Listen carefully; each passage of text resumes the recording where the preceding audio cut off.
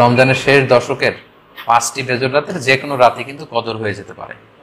তাই বুদ্ধিমান মুমিনের কাজ হচ্ছে 5টি বেজর রাতের প্রতিটি রাতেই সমানভাবে সমান গুরুত্বের সাথে ইবাদত করে যাওয়া, তাহলে কিন্তু কদর আর মিস হবে না। আল্লাহ রাসূল সাল্লাল্লাহু আলাইহি সাল্লাম বলেছেন, মান হুরিমা খায়রাহা ফাকাদ হুরিম। যে ব্যক্তি এই কদরের বরকত মাহাত্ম্য থেকে বঞ্চিত হলো, সে আসলেই বঞ্চিত হলো। কারণ পুরো রমাদানের মূল আকর্ষণ হচ্ছে এই কদরকে ঘিরেই সবকিছু। সো এই কদরের বরকত থেকে যারা বঞ্চিত হলো ফাকাদ হুরিম, তারা আসলেই বঞ্চিত। হি ইজ দ্য লুজার, সে আসলেই বঞ্চিত। আমরা বঞ্চিত হতে চাই না, আমরা গেইনার হতে চাই, আমরা বারাকা রহমত হাসিল করে নিতে চাই। আল্লাহ রাসূল সাল্লাল্লাহু আলাইহি ওয়াসাল্লাম ইরশাদ করেছেন, ফালতামিসু ফিল আশরিল আওয়াখির মিনাল ভিতর। রমজানের শেষ 10 দিনের মানে শেষ দশকের বেজর রাতগুলোতে কদর তালাশ করো। তার মানে বাংলাদেশে আজকে থেকে শুরু হয়ে গিয়েছে।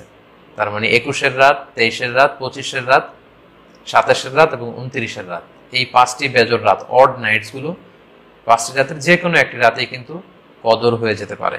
এবং কালামুল্লাহ মাজিদে আল্লাহ তাআলা সূরাতুল কদর নামে একটি সূরা নাজিল করেছেন, যেখানে আল্লাহ বলছেন, লাইলাতুল কদরি খায়রুম মিন আলফি শাহর। কদরের রাত 1000 মাসের চেয়ে সেরা। 1000 মাসে হয় 83 বছর 4 মাস।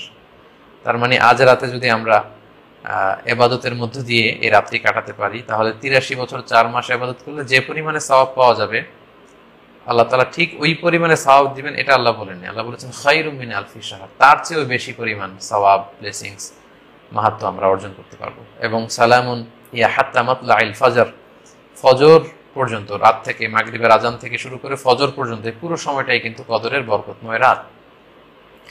এবং যখন কদরের রাত আসতো, আল্লাহ রাসূল সাল্লাল্লাহু আলাইহি ওয়াসাল্লাম ইবাদতে খুব বেশি নিমগ্ন হয়ে পড়তেন। সারা বছরের কখনো রাসূল সাল্লাল্লাহু আলাইহি ওয়াসাল্লাম সারা রাত জেগে ইবাদতের কোনো নজির পাওয়া যায় না, শুধু কদরের এই রাতগুলো ছাড়া বা রমজানের শেষ 10 দিনের এই সময়টুকুন ছাড়া।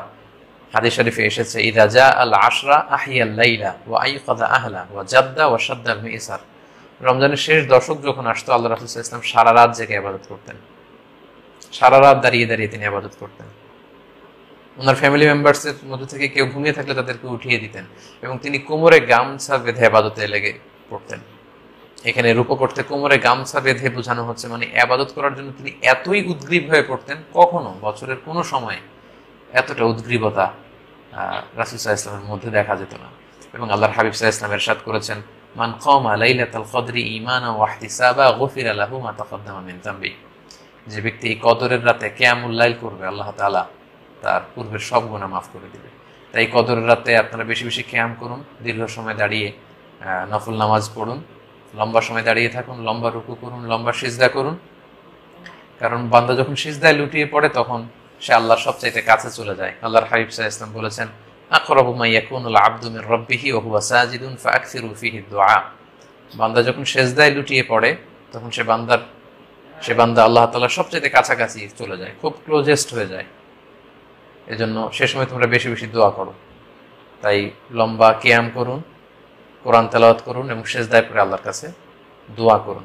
আম্মা জান আয়েশা রাদিয়াল্লাহু তাআলা আনহাকে এই বিষ্ণু সাল্লাল্লাহু আলাইহি ওয়াসাল্লাম একটা দোয়া শিখিয়েছিলেন এবং বলেছিলেন, আয়েশা, কদরের রাত যদি তুমি পাও, তুমি এই দোয়াটা বেশি বেশি পড়বে। দোয়াটি হচ্ছে, আল্লাহুম্মা ইন্নাকা আফুন তুহিব্বুল আফওয়া ফাআফু আন্নি।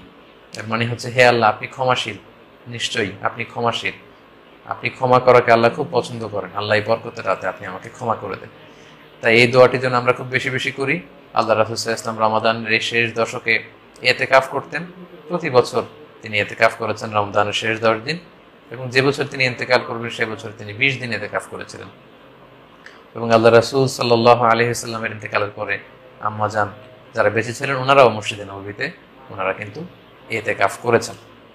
সম্মানিত সুধী, যেহেতু বাংলাদেশে আজকে প্রথম কদরের রাত, এজন্য কদরের বারাকা এবং মাহাত্ম্য নিয়ে আমি সামান্য কিছু রিমাইন্ডার আপনাদের সাথে শেয়ার করলাম। আপনারা ইবাদতের মধ্য দিয়ে, কোরআন তেলাওয়াতের মধ্য দিয়ে, কিয়ামুল লাইলের মধ্য দিয়ে, আল্লাহর সাথে সম্পর্ক বৃদ্ধির মধ্য দিয়ে এই রাতটি পালন করুন। গোটা বিশ্বে যেমনি করোনার কারণে গোটা বিশ্ব আজ পর্যদুস্ত, সবাই একটা আতঙ্কের মধ্যে আছে। আসুন